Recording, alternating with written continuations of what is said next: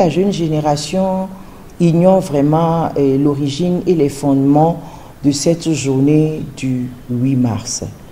Il faut rappeler que les fondements de la journée du 8 mars sont basés sur des manifestations des femmes pour réclamer leur droit de vote et l'égalité entre hommes et femmes qui s'est manifestée dans toute l'Europe.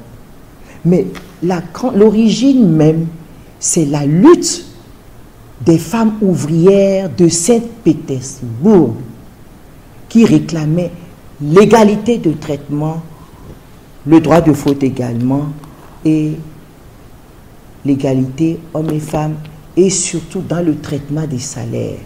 Et ces femmes ont été battues. On en a tué et c'est là qu'on a décidé en 1945 de faire du 8 mars. C'est-à-dire en fait, le 8 mars était déjà retenu. Le 8 mars était en train de se construire. Et c'est en 1977 que les Nations Unies, avec les mouvements féministes, ont décidé de faire reconnaître le 8 mars comme journée de la femme. Donc vous voyez, comme je le dis, ça a une histoire parce que ce sont des luttes. On ne s'est pas levé un beau matin pour décréter le 8 mars. C'est à la faveur de luttes sur l'égalité des droits. C'est pour ça qu'on s'est dit, tous les 8 mars, on va voir dans quelle mesure on peut faire le bilan des petits pas que nous faisons en ce qui concerne l'égalité de droits entre hommes et femmes, puisque les hommes sont en avance. Vous savez très bien, aujourd'hui, tout le monde va au BPC, tout le monde va au bac, les femmes y vont, les femmes vont à l'université, mais ça a été également acquis de haute lutte.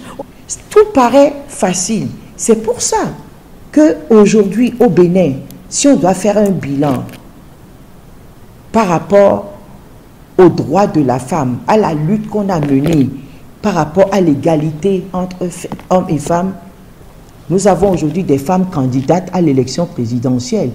Ce qui était impensable, personne ne le pensait que ça soit possible. On a des femmes également candidates dans une élection législative, communale, et des femmes qui sont chefs de partis politiques ou des femmes qui sont membres de partis politiques.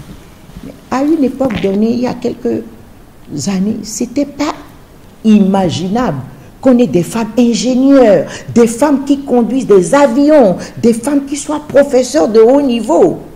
Les femmes étaient toujours limitées et il a fallu se battre pour qu'on en arrive là.